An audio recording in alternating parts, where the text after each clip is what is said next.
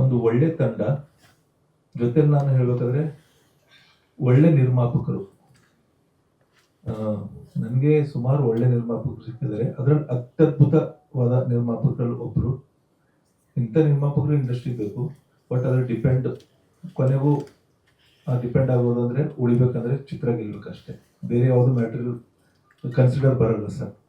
ಜನಗಳನ್ನ ಗೆಲ್ಲಿಸ್ಬೇಕು, ಅವ್ರಿಗೆ ಇಷ್ಟ ಆದ್ರೆ ಗೆಲ್ಲಿಸ್ತಾರೆ. ಕಾದ್ ನೋಡೋಣ. ಪಿಕ್ಚರ್ ಚೆನ್ನಾಗಿ ಬಂದಿದೆ, ಒಳ್ಳೆ ಸಿನಿಮಾ ಮಾಡಿದೆ.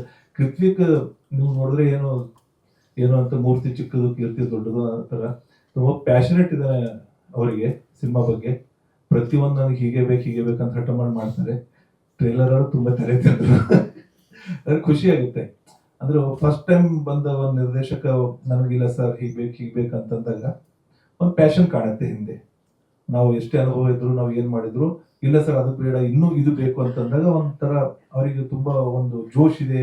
ಸಿನಿಮಾ ಇಂಡಸ್ಟ್ರಿಯಲ್ಲಿ ತುಂಬಾ ದಿನ ನಿಂತ್ಕೊಳ್ತಾರೆ ಅಂತ ಅನ್ನೋದೊಂದು ಕಾಣುತ್ತೆ. ನನ್ನ ಪ್ರಕಾರ ಲವ್ ರೀಸನ್ಸ್ಗೆ ತುಂಬಾ ವ್ಯತ್ಯಾಸಗಳಿರುತ್ತೆ. ಅದೇ ಲವ್ ಸೀಸನ್ಸ್ಗೆ ಯಾವುದೇ ವ್ಯತ್ಯಾಸ ಇಲ್ಲ. ಪ್ರೀತಿ ಮಾಡೋಕ್ಕೆ ಎಲ್ಲ ಸೀಸನ್ ನಮ್ಮದೇ ಆಗಿರುತ್ತೆ. ಆ ಥರ ಲವ್ ಸೀಸನ್ಸ್ ಇಟ್ಕೊಂಡು ಒಂದು ಒಳ್ಳೆ ಇದು ಮಾಡಿದ್ದಾರೆ ಅಂತ ನನ್ನ ಭಾವನೆ. ಈ ಭಾವನೆಗಳಿಗೆ ಒಂದೇ ಬಣ್ಣ, ಆದರೆ ಬಣ್ಣದ ಭಾವನೆಗಳು ಬೇರೆ ಇರುತ್ತೆ. ಇವೆರಡರ ಸೂಕ್ಷ್ಮತೆಯನ್ನು ಇಟ್ಟುಕೊಂಡು ಬದುಕಿಗೆ ಹೇಗೆ ಅಡಾಪ್ಟ್ ಮಾಡ್ಬೋದು ಅಂತ ಒಂದು ಸಣ್ಣ ಥಾಟ್ ಬಂದು ಈ ಹಾಡನ್ನು ಬರೆಯೋ ಪ್ರಯತ್ನ ಆಯಿತು. ಒಂದು ಏನು ಇಲ್ಲಿ ಸಣ್ಣದನ್ನು ಮಜಾ ಏನಂದರೆ, ನಿರ್ಮಾಪಕರ ಮುಖ ನಾನು ನೋಡಿಲ್ಲ, ನಿರ್ದೇಶಕರ ಮುಖ ನೋಡಿಲ್ಲ, ಹೀರೋ ಹೀರೋಯಿನ್ಗಳು ಯಾರು ಅಂತ ಗೊತ್ತಿಲ್ಲ. ಸಾಮಾನ್ಯ ಪಾತ್ರಧಾರಿಗಳ ರೆಫರೆನ್ಸ್ ಫೋಟೋ ತಗೊಂಡಾದ್ರು ಹಿಂಗಿರ್ತಾರೆ ಅವರು ಅಂತ ಇಮೇಜ್ ಮಾಡ್ಕೋಬೋದು. ಅದು ಯಾವುದೂ ಇಲ್ಲ. ನನಗೆ ಗೊತ್ತಿದ್ದು ಮ್ಯೂಸಿಕ್ ಡೈರೆಕ್ಟರ್ ಒಬ್ಬರೇ. ಈ ಒಂದು ಟೀಮ್ ತುಂಬ ಒಳ್ಳೆ ಟೀಮ್, ಒಳ್ಳೆ ನಿರ್ದೇಶಕರು, ಒಳ್ಳೆ ನಿರ್ಮಾಪಕರು, ಕಲಾವಿದರು ಎಲ್ಲರೂ ಅಷ್ಟೇ ಒಂದು ಒಳ್ಳೆ ಸಿನಿಮಾ ಮಾಡಿದ್ದಾರೆ ಅಂತ ನನ್ನ ನಂಬಿಕೆ. ದಯವಿಟ್ಟು ಎಲ್ಲ ಸಿನಿಮಾಗಳಿಗೂ ನೀವು ಪ್ರೋತ್ಸಾಹ ಕೊಡ್ತೀರಾ, ಆಶೀರ್ವಾದ ಮಾಡಿದ್ದೀರಾ, ಪ್ರೀತಿಸ್ತೀರಾ. ಹಾಗಾಗಿ ಸಿನಿಮಾಗಳು ಇನ್ನೂ ಚಿತ್ರರಂಗ ಇನ್ನೂ ಇದೆ, ಸಿನಿಮಾ ಇನ್ನೂ ಇದೆ. ಹಾಗಾಗಿ ಈ ಸಿನಿಮಾನು ಗೆಲ್ಲಲಿ, ನಿರ್ಮಾಪಕರ ನಂಬಿಕೆ ಬಲವಾಗಲಿ, ನಿರ್ದೇಶಕರ ಶ್ರಮಕ್ಕೆ ಒಂದು ಸಾರ್ಥಕತೆ ಸಿಕ್ಕಲಿ. ನಾನು ಜಿ ಕನ್ನಡ ಸರಿಗಮಪ ಸೀಸನ್ 20 ಸೆಮಿಫೈನಲಿಸ್ಟ್ ಹಾಗೆ ಕಾಣಿಸ್ಕೊಂಡಿದ್ದೆ.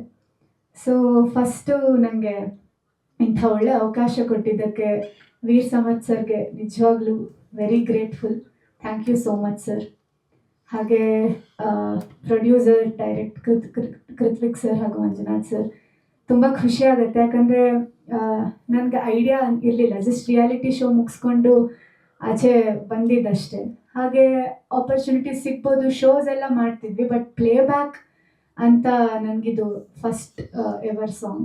ಸೊ ಆ ಸಾಂಗಿಗೆ ಪ್ರಮೋದ್ ಸರ್ ಬರೆದಿದ್ದಾರೆ ಅಂದರೆ ಅದು ಒಂದು ಖುಷಿ ವಿಷಯ ಇತ್ತು ನನಗೆ. ಬಿಗ್ ಸ್ಕ್ರೀನ್ ಬರಬೇಕು ಅಂತ ನಾನು ಚಿಕ್ಕ ವಯಸ್ಸಿಂದ ಕನಸ್ಕೊಂಡಿದ್ದೆ. ಹಾಗೆ ಈ ಅವಕಾಶ ಮಾಡಿಕೊಟ್ಟಂತಹ ನಮ್ಮ ಪ್ರೊಡ್ಯೂಸರ್ ಸರ್ ಹಾಗೆ director sir, thank you so much for this opportunity. So ನನಗೂ ಒಂದು ಹಾಡಿದೆ ಅಂತ ಹೇಳಿದಾಗ ತುಂಬ ಖುಷಿ ಆಯಿತು. ಸೊ ಶೂಟಿಂಗ್ ಟೈಮಲ್ಲೂ ಅಷ್ಟೇ ತುಂಬ ಎಕ್ಸೈಟೆಡ್ ಆಗಿ ಎಲ್ಲರೂ ಶೂಟ್ ಮಾಡಿದ್ದೀವಿ.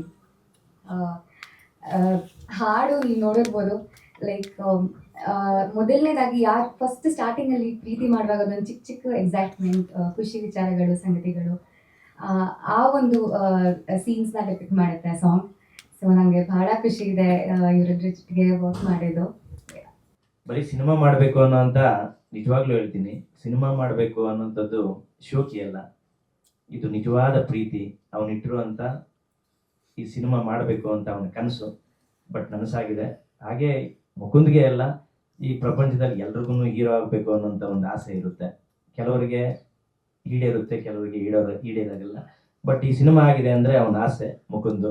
ಅವನಿಗೂ ಧನ್ಯವಾದಗಳು, ಒಳ್ಳೇದಾಗಲಿ. ನಮ್ಮ ಸಿನಿಮಾನ ಯಾಕೆ ನೋಡಬೇಕು? ಸೊ ಆ ಮ್ಯೂಸಿಕ್ ಕಂಪೋಸಿಷನ್ ಇಂದ ಹಿಡಿದು ಆ ಲಿರಿಕ್ಸ್ ಕ್ವಾಲಿಟಿ ಆಗಿರ್ಬೋದು, ಆ ಲಿರಿಕ್ಸ್ ಹೇಳಕ್ ಹೊರಟಿರೋ ಪ್ರತಿಯೊಂದು ಹಾಡು ನಿಮ್ಗೆ ಒಂದೊಂದು ಕಥೆನ ಹೇಳುತ್ತೆ. ಅದ್ರ ಜೊತೆಗೆ ಆ ಹಾಡುಗಾರಿಕೆ ಯಾರ್ಯಾರು ಸಿಂಗರ್ಸ್ ಹಾಡಿದ್ದಾರೆ, ಈ 3 ಸಾಂಗೇ ಸಾಕು ನಿಮ್ಗೆ ನಮ್ಮ ಸಿನಿಮಾ ನೋಡೋದಕ್ಕೆ ಒಂದು ಎಕ್ಸ್ಪೆಕ್ಟೇಷನ್ ನ ಬಿಲ್ಡ್ ಮಾಡೋದಕ್ಕೆ.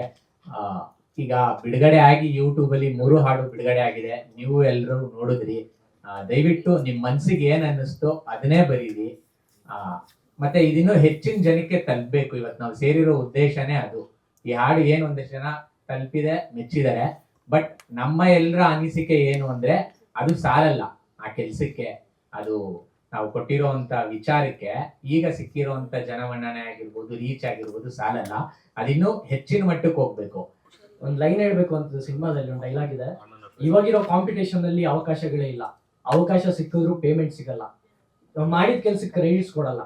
ಸೊ ಇಷ್ಟೆಲ್ಲ ಕಷ್ಟಪಟ್ಟರು ಕ್ರೆಡಿಟ್ಸ್ ಅಂತ ಏನೋ ಒಂದು ಸಿನಿಮಾ ಮಾಡಿದ್ದಾರೆ ಕೈ ಹಿಡಿಯೋಣ ಅನ್ನೋದು ಯಾರಿಗೂ ಇಲ್ಲ, ಅಥವಾ ನಾವೇ ಅವ್ರಿಗೆ ರೀಚ್ ಆಗ್ತೀವೋ ಅನ್ನೋದು ಗೊತ್ತಿಲ್ಲ.